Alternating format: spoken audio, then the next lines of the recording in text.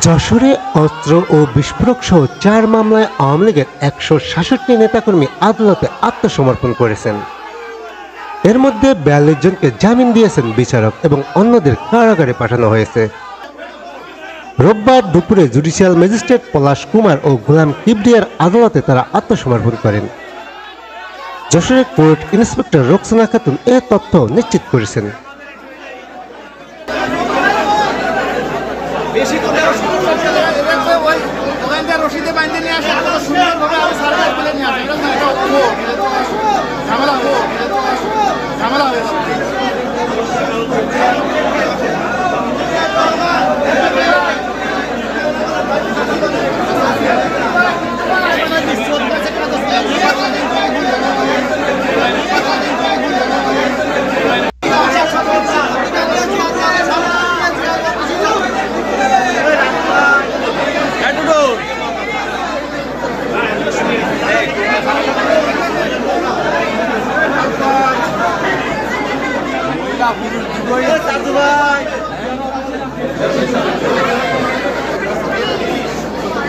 Rahman